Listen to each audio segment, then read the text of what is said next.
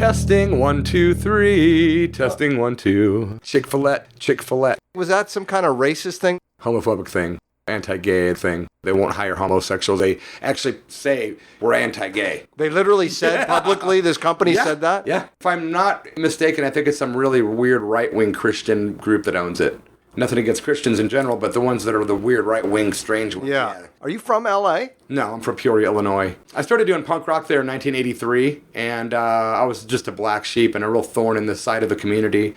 There's a town of about 750,000 people. But we did music there, and I decided not to move to LA or New York at that time because they needed a weirdo like me there to rebel against things. You know, LA and New York had plenty of weirdos. Illinois had zero, so I would do all kinds of stuff, man, and get in the newspapers or whatever. I'm Peoria's hometown boy, and they're not very proud of it. Richard Pryor is from the same town. What year were you born? 1966. My birthday is 31666.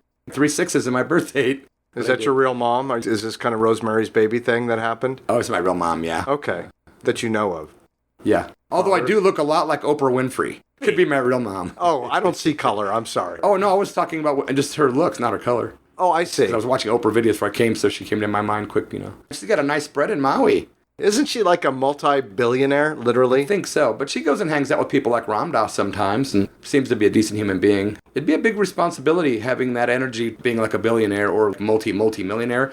It wouldn't be all roses, you know. Trying to stay grounded would be tough, and I think she somehow does that with her humanitarian stuff. I think. That's my perception of her. She keeps the power of now next to her bedside. Is your real name Buddy Mess? No, my real name's Don McLeod. I'm Scottish. Don McLeod? Yeah, MCCLOUD. But I changed my name to Bloody F Mess in the 80s. And then Facebook, about 2 years ago, sent me a letter saying, we need your real name. One of those deals. Yeah. I said, sure, yeah, right. My real name has never been anywhere on the internet, like ever. You can Google it, there's nothing. So what happened was, in order to avoid having my Facebook and my radio show promotions taken away, I sent back a letter saying, okay, I was being goofy with my name. My real name's Buddy F Mess. And so I was making a play on words, and they fell for it. So I've been using Buddy F Mess, and people think it's spiritual. He found God, and he became Buddy instead of Bloody. I thought it was just a rock and roll thing. But it was Bloody F Mess for, 30 years. You mean you had it legally changed? No. Okay. But it's like tattooed on my body, and that's the name people call me. Got into radio, then I had another name, Derek Moody. Derek Moody? Yeah, that's the name that a lot of people call me, too, because the radio world, which I've been in for a couple decades, making a living mostly, know me as that name, and some of them have no idea I'm even in a band, so I have 3 names. What do your parents call you? My mom called me Don when she was alive, and she was the only one that did. Even my wife, ex-wife now, calls me Bloody. She calls you Bloody? Mm-hmm, everyone does, except for the radio world, and it's Derek. You're the first person I haven't lied to about my name ever. Really? Yeah. I've done interviews in the press in Illinois in the big mainstream newspapers in conjunction with my band's Bad Boy Antics back in the days, and even they got it wrong. They'd be like, his real name is Derek McLeod or Don Moody. They could never figure out the real name. I've never ever said it to anybody. Did you listen to the Mig Windows show? I like Mig. Did you listen to her show? What show? What do you mean? I did a show with her. Oh, on your show. No, Yeah. What number was it?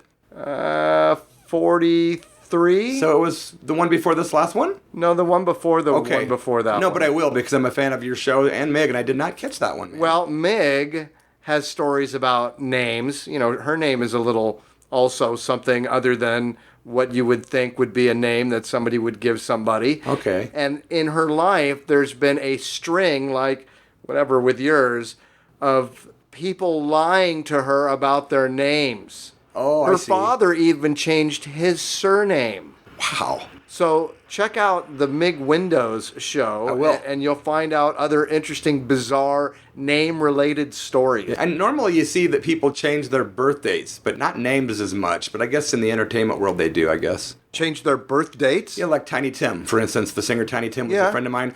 If you Google Tiny Tim's birth date, it's all controversial because he gave different dates all the time. So no one really knows exactly when he was born.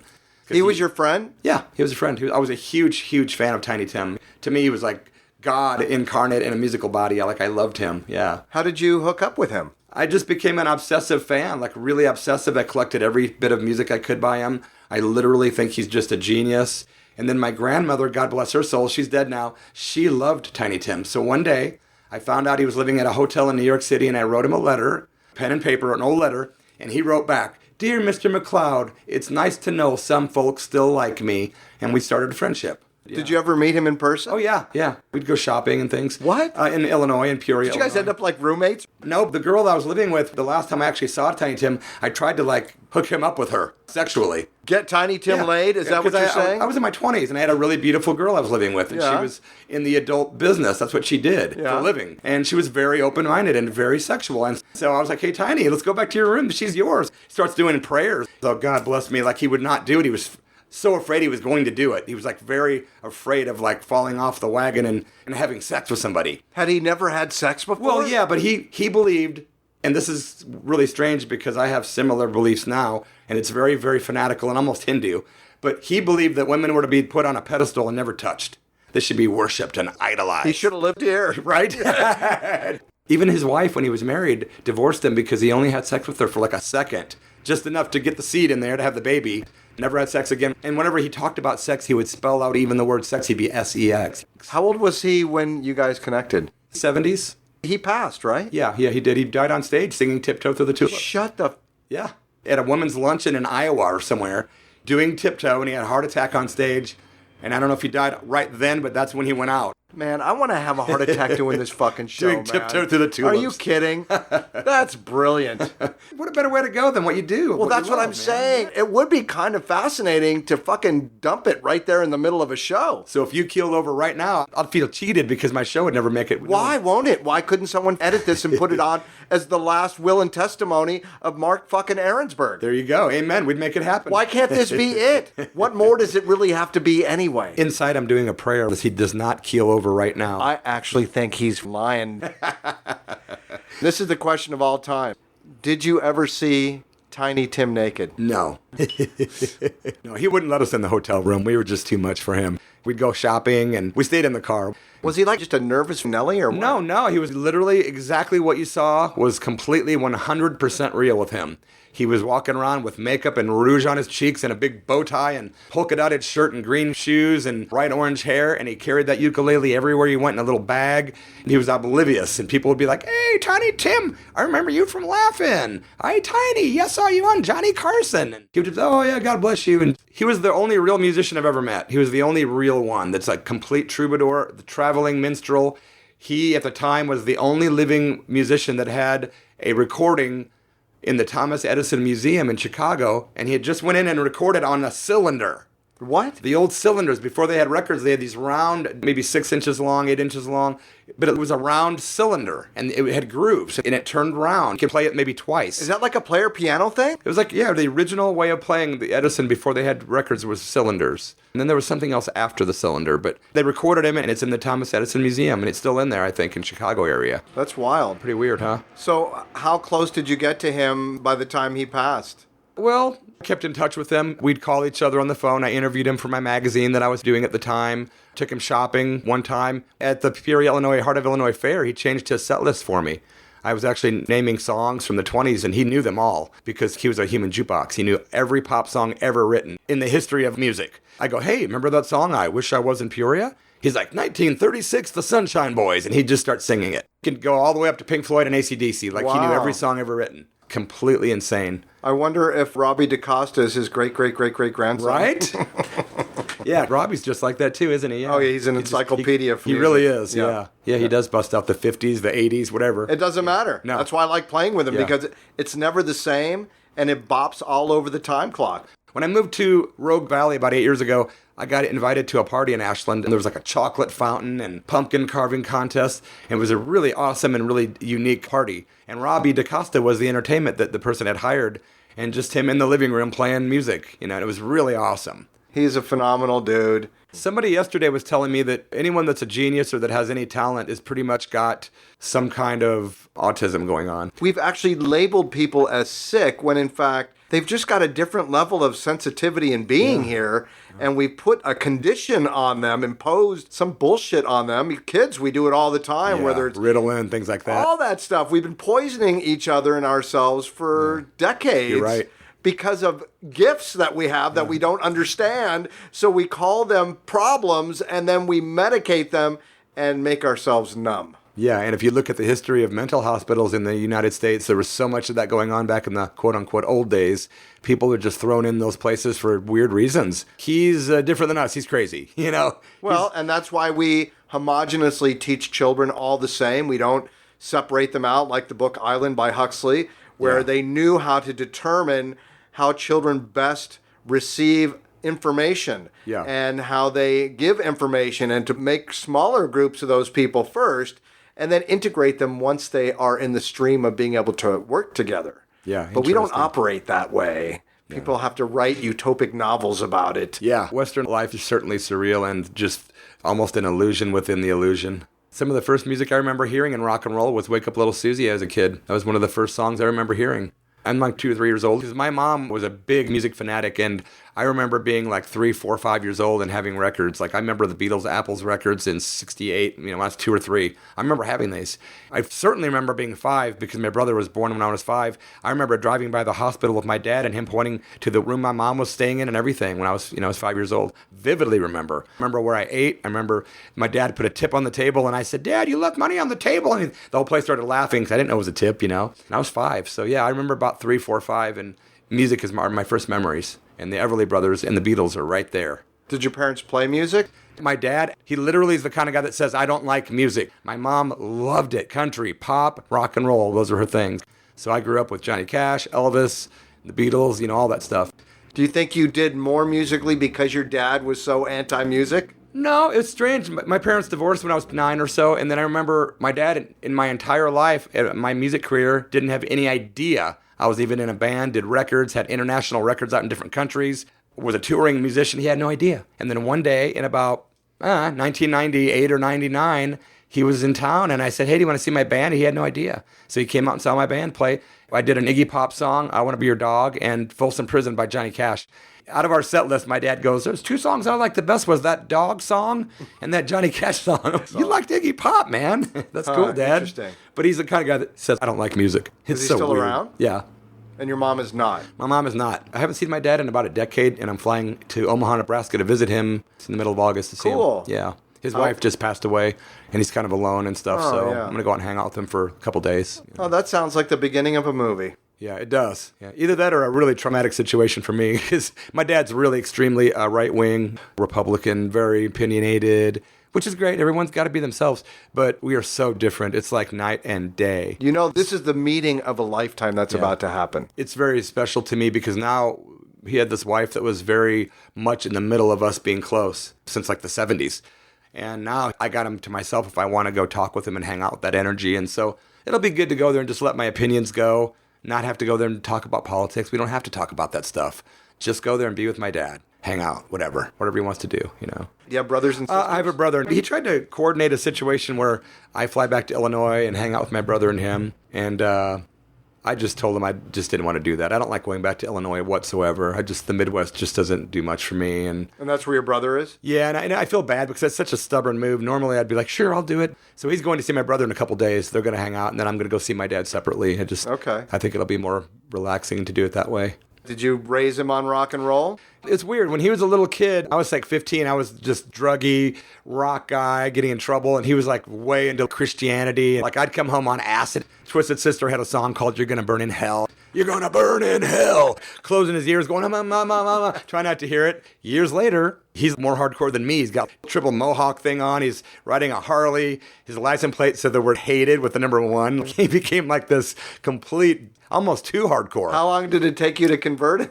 I don't know, but he became my bass player in my band. He's actually on 2 of my more famous songs. He was gone after like a year, and then he got married and had kids and got completely normal, completely dichotomous. The kids love seeing his photos, but he hates it because I'm always the guy that pulls out, "Hey, look at your dad here." My dad was a weirdo. But now he's like Ward Cleaver, like couldn't be more normal. For a few years, we were womanizing together and doing drugs. So he's still in Illinois? Yeah. How many kids does he have? My brother's got 3 kids. Yeah. So he's done. Yeah, he's pretty much, I go to bed at 8 o'clock, I go to work, kind of life. That's his trip. He voted for Trump thing. He's just a normal American in the Midwest doing what they all do, waiting to die. Waiting to die on the couch with the remote control in hand. Whoa. Work, buy, die. That's what I always say about Illinois. Work, buy, die. That's what they do there. You buy things, you work, and die. That's it.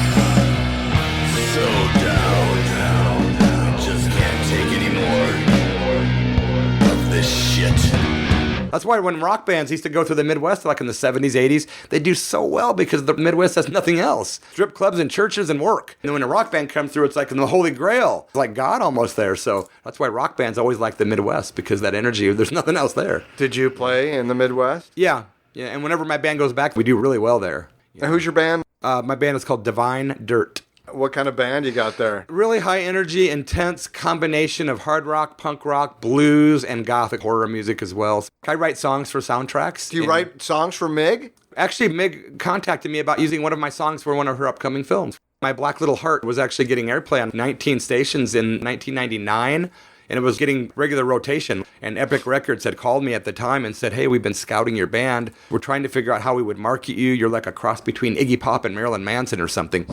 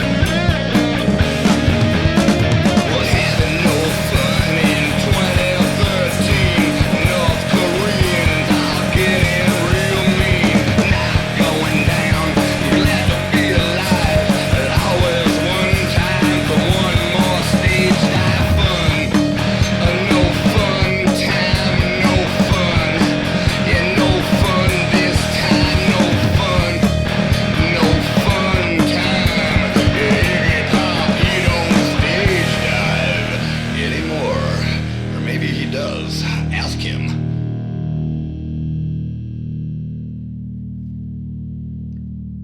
So I quit the band because I just didn't want to be on the road and be a rock star. I never wanted that. I want to rock on weekends and do drugs and party. But I had a daughter, and I didn't want to leave them and go in a tour bus and never be home ever again. So I quit doing it, man. My one chance came, and I quit. I didn't want to be a rock star. And what year was that? 1999. In bands to this day, but there's a difference between being a rocker and doing your thing and being a rock star. Like, who would want that curse? You can worship money all you want, but at the end of the day, when all the humanity's gone and all the love of your lives are gone, you're going to have all this money, and that's it, and a drug habit. 10% of the musicians I know are sober, but the rest are all drug addicts. I didn't want to get on that road where I was in a bus or a van and just never see my family and putting needles in my arms, just be able to handle it and crap. I just wanted to do it at a level to where it was just art and didn't matter about money or fame. Or you can do needles at least in front of your family, so you can be home when that's happening. I've got into everything, but never the needles, thank God. You were born in what year? 1966. What was going on with your parents in 1966? At the time, my dad was working for Royal Crown Cola, which is RC Cola with soda, and he was driving a truck for them and, doing soda deliveries. My mom was raising me. How'd you do in school? I did okay in school. I'm really good at art and I'm really good at English, but horrible at math. I'm one of those guys. That side of my brain doesn't fire at all.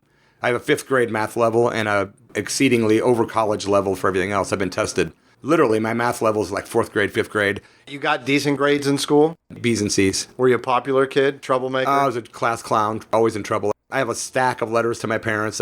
I'd bring novelties from joke stores and gag gifts and bring them to school and get in trouble. Skunk perfume, dump it down the heating vent. The whole school had to be evacuated one time. They nicknamed me Pepe Le Pew because the whole place smelled like skunk. Literally, the whole school. Awesome. And that was all your idea, and you executed that was like it? 7th or 8th grade, though. Okay. But yeah, I was pretty much just a prankster, jokester, class clown kind of kid, yeah. Then in high school, it was a real nightmare because I'd shave my eyebrows off. What? I would shave my eyebrows off, and I was really into like the whole Manson thing and really into Not Charles Maryland. Yeah, no, Charles Manson. And I was like, Charles I Manson. started writing to Squeaky Fromm like she was my pen pal. I was in love with her. She was the hottest chick on earth to me was Squeaky Fromm. Like, I wanted to marry her. So I started writing to her when she was locked up in Florida. She's out now, by the way. I became obsessed with her. Not anymore. This is a long time ago. I'm just giving you juicy, fun, weird stuff. I get it. I just want to see how far you've taken it. I could really blow your mind, man. Seriously. I've been on talk shows for this stuff. Phil Donahue, things like that. But in school, they really freaked out on me, man. And I would not go to gym class or participate in any of that stuff. So I'd be in the locker room and they'd be picking on these kids, man. And I'd be like, hey, man, you pick on that kid again, you're going to fight me. And I'd shave my eyebrows off and come to school with my Manson book or my Anton LaVey's satanic books at the time I was into. And people were like, whoa, this kid's freaking weird. He's not tough, but he's crazy. And we're not going near this kid.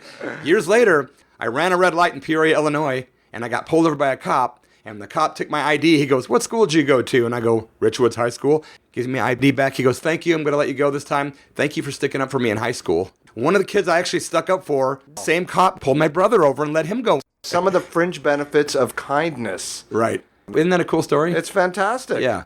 Years later, I got robbed, and I collect autographs, and somebody stole a couple of my autograph collection books. And I found out about it and went down to the pawn shop where they were at, and I called that cop, and he came down and got them back for me, like handed them to me.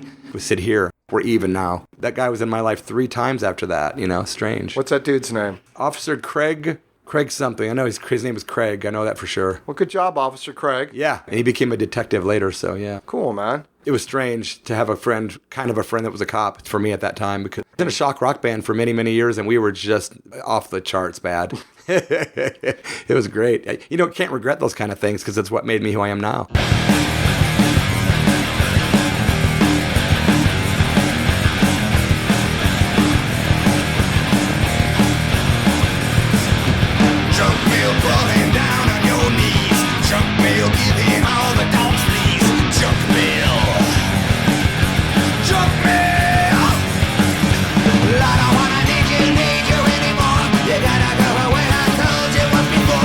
Stay away from me, I never wanna score.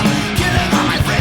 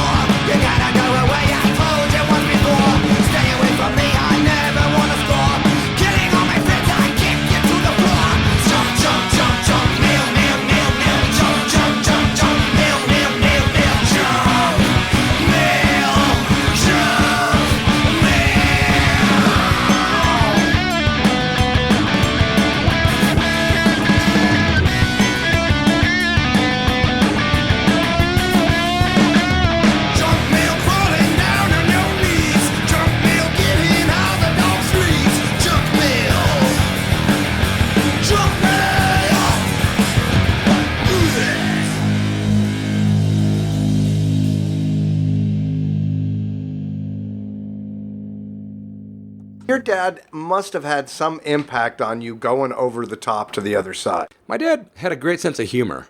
His sense of humor is off the charts awesome. I totally inherited that from him, and I look just like him, except he's got really short hair, but we look exactly the same. He's 73, he's got every hair on his head still. He's in completely perfect health. The humor thing and the health thing, thank goodness I got those genes. And he's how old? He's 73. Okay, he's still young. Yeah, he walks like 10 miles a day. This guy's unbelievably proactive. He's so awesomely healthy, it's great. Yeah, no How about smoking. you? I'm pretty healthy compared to what I used to be, yeah. No smoking cigarettes, no drug addictions, no alcoholism. I have my days, where I fall off wagons and do this and that and have fun in life, but nah, I don't have any habits that are habits. I make bad decisions still. I really do, man. I'm still on a path. I'm in a rock band. My spiritual teacher, Bhagavan Das, told me the other day, he said, you have spent most of your life in the underworld. And that's all he said. It became the title of my new album, which is out in October. It's called From the Underworld. Well, that's the only reason he gave it to you. Yeah, and it's beautiful because, he gave me my spiritual name, too. I got a new name, and all my new lyrics are inspired by him and my newfound So you're more than path. Bloody and Dawn now and Buddy? My band's just called Divine Dirt. No, I know, but what's your new name? Shankara Das. What does that mean? It means lover of God.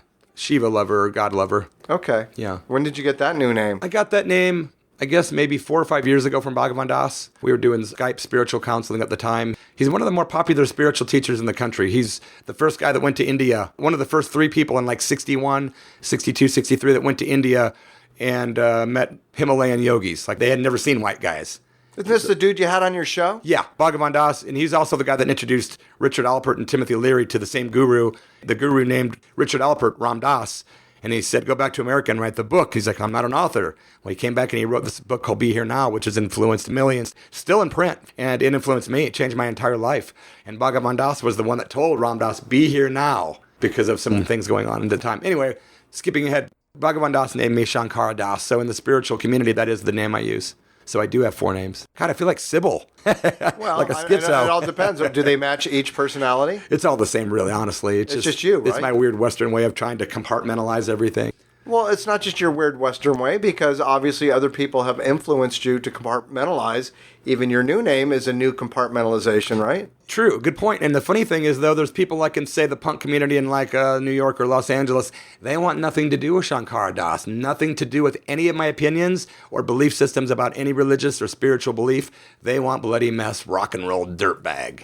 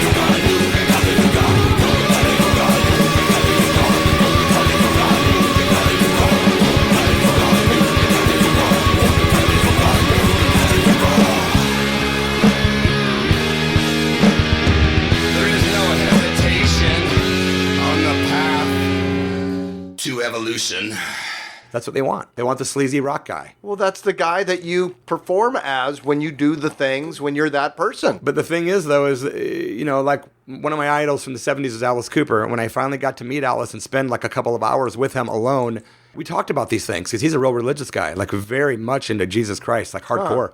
He learned how to separate it and be able to do both. Me, it's hard. It's hard because I was a real hardcore atheist up until about 6-7 years ago, like the worst.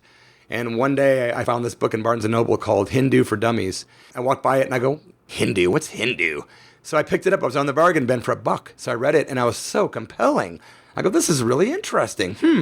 And it said, if you liked this book and it resonates with you, you must find more scriptures that are Hindu related. For instance, the Bhagavad Gita. So I'm like, I must get that book. I must have it.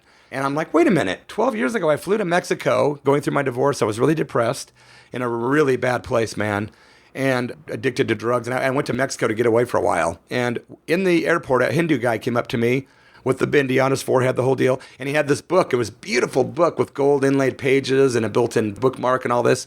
And he wanted to sell it to me. And I was very offended because I was an atheist. I was angry. But I gave him $2 for this, like, obviously $20, $30 book.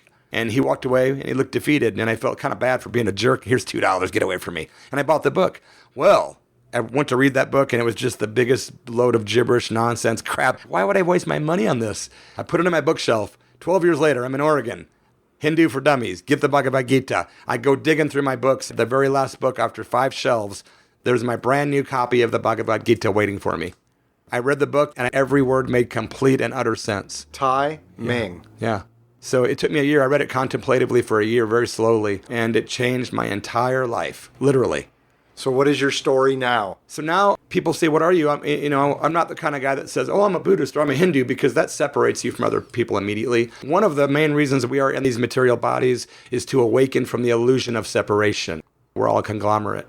We just don't think we are because we identify with the bodies and the roles. I'm a white man, an American male, age 52. But really, just beneath the surface is the true reality of nature, and that's the cosmic nature of cosmic consciousness. And we're all connected right there. We're all together as one big divine mother of energy. So now, if I say, hey, I'm Hindu, I'm back to separating myself. Thing I've tried to do is stay away from the is and the isms as much as I can, although it's really hard to avoid them. But the thing is I study Native American belief systems and religious practices, Hinduism, Buddhism, mystic Christianity, mystic Judaism, Sufism. There's so many different religious and spiritual practices that I'm into, and it's opened me up to all these new possibilities, and I realized that ignorance was the main reason that I was suffering most of my life. Most of the decisions I made were bad out of ignorance, but every single one of us is a fractal of divine light. We are all a little light on the chandelier. The chandelier and the lights are all the same, although the lights are separate from the chandelier. One could go out at any time,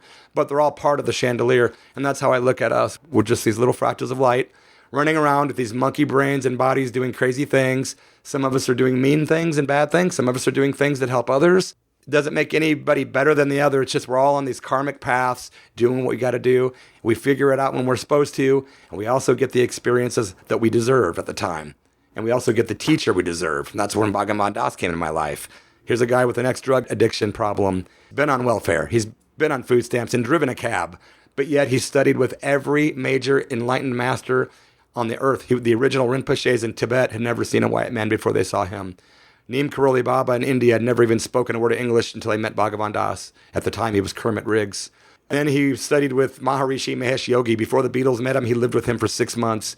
He was with Amma. Last week, Amma's a new saint that goes around and hugs, the hugging saint. He was with her just a few nights ago in Seattle. It's just amazing because that energy has been transferred to millions of people through books and through teachings and just people being people and loving and opening their hearts. So that's kind of where I'm at now. And my music has been influenced by this. My new band is Divine Dirt. The album is called From the Underworld. Most of the content is high energy, good consciousness stuff, man. You know, the lyrics aren't just about sex, drugs, rock and roll, although some are. So that's where I'm at now with it. Where are you online? How can somebody find you and your, right. and your music? I use the name Buddy F. Mess. Most people connect with me under, and I had a Shankara Das one. I got the Divine Dirt one. I've got a Bloody F Mess. But right. Most people hit me up on the Buddy F Mess one. That's where I do most of my stuff. You got any gigs coming up? I do. August 18th at the Phoenix Clubhouse in Phoenix with us and 4 other bands, including PX15, Something on the Wing, the Shaky Harlots, and Spicy When Naked. And there's a camera crew coming from Kenosha, Wisconsin, and they're doing it like a documentary film called One Night of Punk Rock in Southern Oregon. And they're going to film all the bands and interview everybody and put out like a little thing on YouTube or a little DVD maybe or something. Cool. Yeah. That's fun. All right, so the Church of Rock. You've been doing that for over 20 years, right? Yeah, it's Halloween of 1999 was the first show. It's on its 8th incarnation now. Started out in Illinois, and it's been on 8 channels. I was in Medford for a couple of years on KZZE, and then they went under. Now I've been at KSKQ. I'm thinking maybe 3 years. Working with Holly over there? Yes, Holly's a good friend. I love Holly. Yeah, me too. Yeah. But you started in Peoria. Yes. Okay. What pushed you into that? As a kid, from young till about 10, I always would fantasize I was a radio DJ. And I'd sit in my room with my black lights on and my strobe lights, and I would be like, hey, here's Kiss, here's Elton John, here's Rod Stewart, the Stones. And I would be a DJ. Well, I moved into this house in 99, and the landlord became a friend, sort of. And she kept talking about her husband and about the station and this and that. And I'm like, wait, what does your husband do? Well, he's the general manager for Rock 106 Radio, which at the time had been voted #1 rock station in the country by Rolling Stone magazine in 1978. So I'm like, really? I was so intrigued. And I'm like, I want to be in the radio. I want to be on the radio badly. And she starts going, really? Well, maybe I can introduce you to my husband. And coincidentally, her husband was a guy named Wayne R. Miller, who was like a legend in Central Illinois radio. Like when I was a kid, he was the kid I listened to on the radio. So I got to meet my idol. I kind of found a guy that did a rock show on there that had bands on there, and I kind of noodled my way into his show by getting my band on there slowly. And then I offered to do his bookings for him, and like 7 nights a week, I had bands in his studio, even national acts I was getting for him. And he finally decided to make me his intern. That's when I went to Wayne R. Miller and said, come on, man, I really want to be on the radio. And he's like, well, you intern for him for a few minutes, and then we'll see what happens. Well, after interning for just a couple of weeks, or maybe a month of just booking gigs, he finally said, okay, tonight's the night, we're putting you on the air. For 1 hour, you're on the air. So I got on the air at 8 o'clock, and I proceeded to push a button, and I completely took down the entire radio station.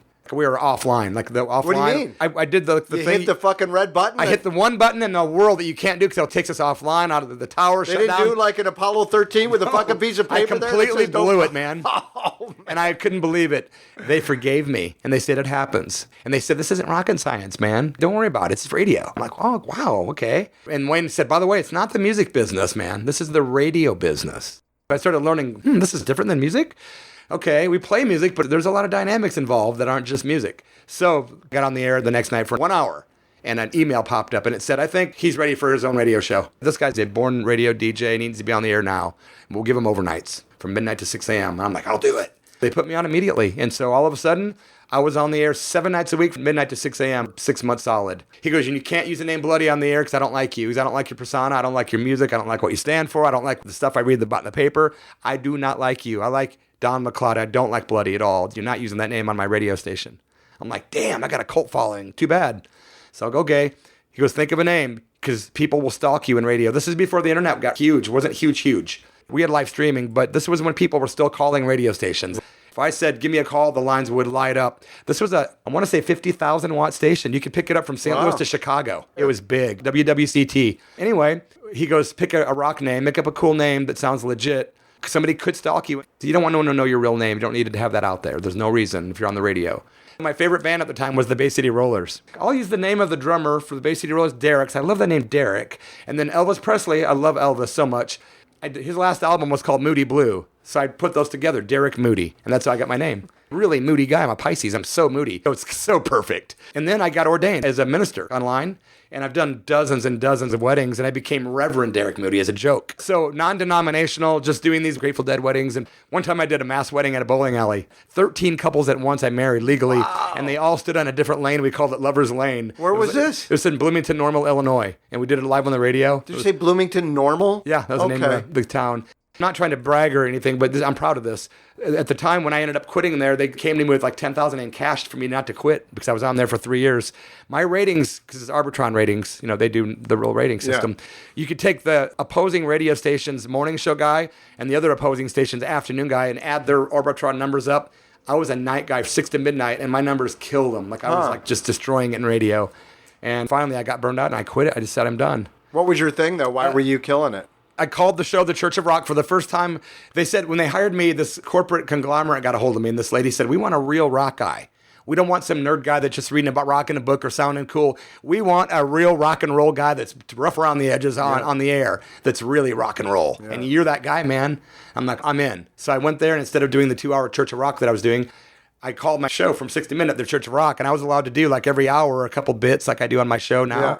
And I was allowed to have my own guests, and they would hook me up with like national rock, like Ozzy, people like that, big names, giving me passes to go to like Ozfest and stuff like that. And, big names would come in every other week, and it was really awesome. Just completely off the hook, drugged out, crazy on the air, women, just the whole 9 yards. Nice. They liked it. They wanted me to be wild. They didn't care. They saw the ratings. And when I quit, the general manager, Patty Donspach, came to my home, and she had a bag with $10,000 in cash. And she goes, I'm begging you to stay with us for one more year, and I will also cut your hours down to 4 hours a night, and you won't even have to drive to Bloomington. Normally, you can do it on the air here in Peoria where you live at another studio we own. No, because when I quit, it was to get closer to my daughter. And I just had lost so many years. I read a book to my kid every day of her life, every single night at bedtime for 10 years solid, and then all of a sudden, Dad was gone, and at 3 o'clock every day till the next day. And it was really devastating for her, depressing. And were you married at the time? Yeah, and it was really devastating on my marriage, too, contributing to being over. I lived my stupid rock star life, and I got to be the dream DJ, and I loved it. But the point is, when she brought me the 10 grand in cash, I said, no, man, you could give me $1 million and I won't do it. And she said, I've never met anybody with your conviction. She just couldn't believe that. Right. I was broke. I was making 26 grand a year. Like I could barely pay rent. Then 10 grand at the time would have been just kind of nice. But, something to be said about conviction, what you believe in, what you love, Your integrity, man. Yeah. And I love my daughter more than I love rock. How old is she now? My daughter's 25 now. Where's she? Portland. Oh, so she's pretty close. She's doing very well in life, too. Yeah, she's doing good. She's one of those TMZ kind of people. What's that mean? Well, she goes and meets celebrities, like sports people, presidents, that rock apple stars. Fell right off the fucking tree. Dude, she's got a warehouse full of like autographed items from hell, and she's going to eventually get into that business. But like when Johnny Depp was in town with Hollywood Vampires, no one could get near the guy. Guess who hung out with him alone? My chick Tracy and my daughter. Just them and Johnny Depp at his hotel. Alice Cooper, same band. Guess who got to eat breakfast with Alice Cooper? Not me. My chick, Tracy from the Church of Rock, and my daughter. They were eating with Alice Cooper. Yeah, you're right. The apples don't fall far from the tree. Right. Well, that's cool. So she's loving her life. She's having a rock and roll good time. Yeah, she's a good kid, man. Is she single? Is she married? She's single. She doesn't get herself wrapped up in relationships. She's always been a very smart kid. She called me when she was 14 one time, tripping on mushrooms. She called me in the middle of the night, and I thought something had happened. I picked up the phone, 2 a.m. She's like, Dad. I'm like, oh my God, what happened? She goes, Dad, first of all, I'm fine. And her voice is freaking. I'm like, what's going on, man? She goes, I'm tripping. I go, oh boy, okay. Be cool, Dad. Just deal with this like I was your best friend, I'm like, hey, okay, where you at? She goes, I'm laying on a park bench in the park right now. I just want you to know, Dad, that I'm so glad that I have you, Dad, and if I wouldn't have had you in my life, I would never be the same person I am now, and I just want to take a moment to thank you, and I'm so glad I'm not one of those Barbie girls that just gets knocked up and has a kid, and I'm never going to be that way, man. I'm going to just be independent, and it's all because of you, Dad. Thank you. I have a good head on my shoulders because of you. I just wanted to tell you. Bye. Click. And it was so loving and great. That was it? Click? You never talked to her about it again? Never said another word about it to me. It was just so profound, Such a trip that she thought to call you, though, while she was tripping balls. The current studies on psilocybin say that it's the only for sure cure for depression in about 8 hours. It also says it's the only thing that's as close to a literal fountain of youth. I do mushrooms regularly, and it keeps me completely young, and it keeps me grounded. Love to go out in Mother Nature in Oregon and do mushrooms. It's something about eating enough to where I'm seeing God for a while. I'm laying on a path, and I hear, and I look up, and people are trying to, get over me. And I'm like, oh, excuse me, I'm just a weirdo laying on the path, talking to Krishna here. But that's what I like to do. I call it napping with God. I'll just lay down and just start writing poetry in my head. Can you imagine, though, the beautiful gift, if we could give that to each other, if you could just tell somebody, look, I'm going to give you something that is unimaginable, and I just need your attention for a couple minutes, and we're going to just dose you a little bit. The world would change so quickly. In a minute. In a minute. If there's one bit of advice I could ever give anyone, although no one will ever take your advice, no one ever listens, you have to have your own experience. My one bit of advice for any kid, maybe two, is don't touch alcohol or opiates. I guess I should just say drugs, period, but in particular opiates, or nicotine too, I guess. But those things just are crippling. Our country's crippled.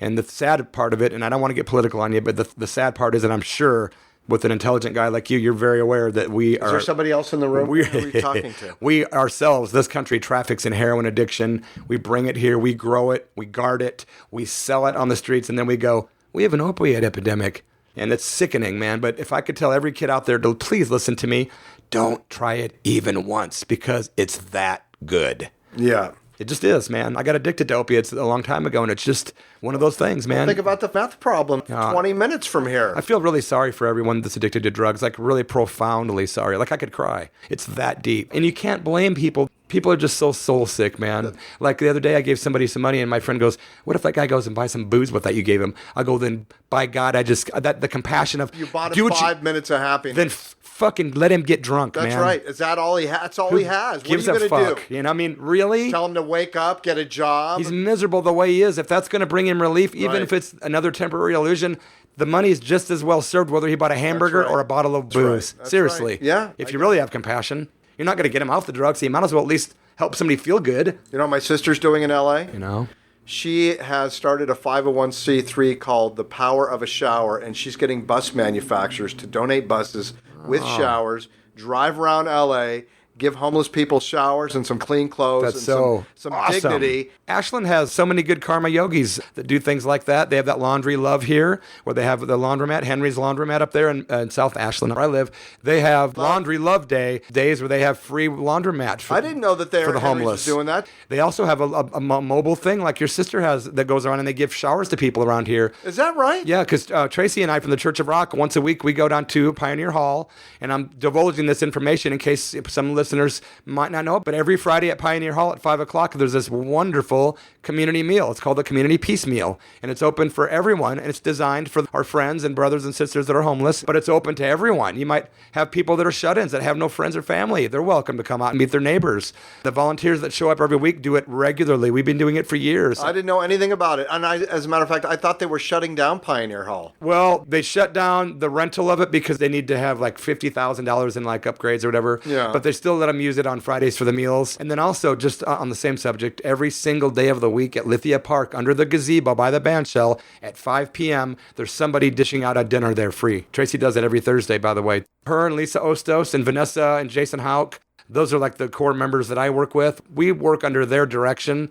We are influenced by them. They were doing this way before we came to Ashland. So when I came here and heard about this going on, I wanted to volunteer, be of service.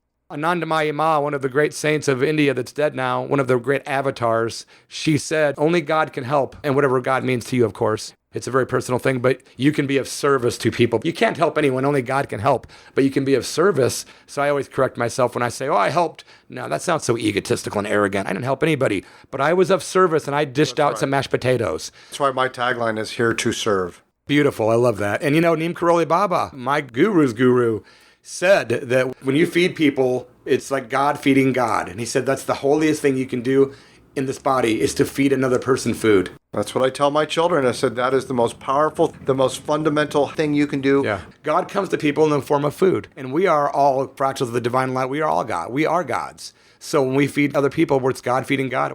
How beautiful. And at the homeless meals, half the table's meat, and the other half is always vegan and vegetarian. My one friend said, she goes, only in Ashland do people go in the free meal line, soup kitchen going, is this vegan? But come on, they have a right to eat healthy food. No, that's wonderful just because you could even think about that. In your predicament that you're prioritizing your intake. And you know what? It might be true. It might just be Ashland, and God bless Ashland for having that mentality. Even the homeless want their food organic. I think that's pretty so fantastic. Cool. Is there any kombucha with this? Excuse me. Yeah, man. I think it's cool. There's nothing wrong with somebody asking that. No, of course not. I think it's pretty fascinating. And you're right that in this community specifically, where else on the fucking planet is someone going to ask if their homeless meal is vegan? Baba Bhagavan Das told me, he said, when you eat food, you're not eating the food, you're eating the vibrations of the food and the people that cooked your food. So he's very, very discriminate. What about the animals that were fucking screaming as they were slaughtered that in some inhumane, disgusting, grotesque ways? What is that energy we're putting in our bodies?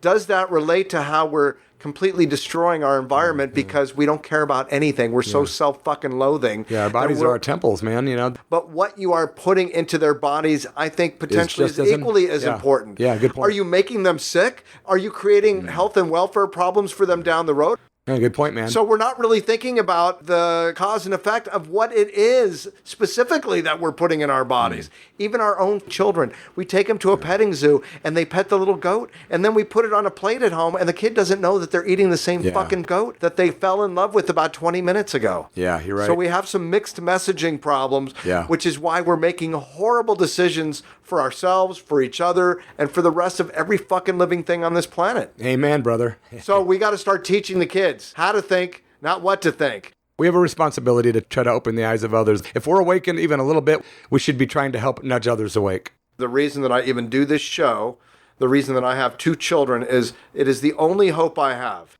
If one person, whether it's my children or otherwise, makes them contemplate that they literally give themselves the luxury of time to think about what they're doing. Then you've done your job. What's your daughter's name? Audrey. Audrey. Wow, that's an old school name. Yeah, we named her after Audrey Hepburn. So you know I work down in Paris Green, right? I did not know that. I'm the guy in Paris Green. It's so great. You come in for First Friday. We're all having a very good time. You picked an extremely classy, wonderful representation of humanity as your daughter. Thank you. And she sounds like she's a pretty wonderful girl. Yeah, thanks. I'm glad you came in, man. I'm going to call you Buddy, right? You can call me Bloody, Buddy, Derek, Shankara, or you can just, hey, bro. It's super cool to have you in here. You didn't talk much about your show. My show's on Sunday nights, every Sunday for 18 years, and it's on KSKQ from 7 until 9 o'clock every single Sunday evening. We usually have a local musician in to play live, and we always have a national guest on the phone. We also have a new YouTube channel, The Church of Rock, all spelled together. And we've maybe got 75 or 80 different interviews we've done on there, and we add stuff daily, and we have hundreds and hundreds more. So, yeah, The Church of Rock, it's on 89.5 FM or kskq.org. It's also syndicated over in Bandon, Oregon now, too, and KBOG in Bandon picked us up, too. Cool, so you can kick it on the beach and listen. Yeah, and then 94.1 FM in the Medford area, so we're on 3 FM frequencies in this area now, so that's great. Well, right on. Hopefully, after you listen to your show, if you don't think it totally sucks, maybe you'll have me on your show. No, we'll definitely have you on, man, for sure. Well, I think we talked about that before, so we'll have to schedule a date and have you on, man, and talk about your show. All right, brother. It's good to see you, man. Yeah, thanks for having so me much. over. It's been a lot of fun, man. It's the most fun interview I've ever done, to be honest. And thanks for the music. You brought me a gift. I've got 2 CDs here. I have the Bloody Mess Rock Circus Mountain Rock album. This is a 30th anniversary with Bloody Mess and Richie Ramone, Rick Agnew, Don Boles, and Paul Rossler. Yes. And then you got another one here. You got Buddy F. Mess Transcend. Yeah, that's my full-length spoken word album. Cool, man. Look forward to hearing both these. Well, thanks. I hope you enjoy them. Thanks, brother. Much love to you. Thank you. And good luck being a dad with all that stuff. Thanks, man. Cheers, man. Om Namah Shivaya.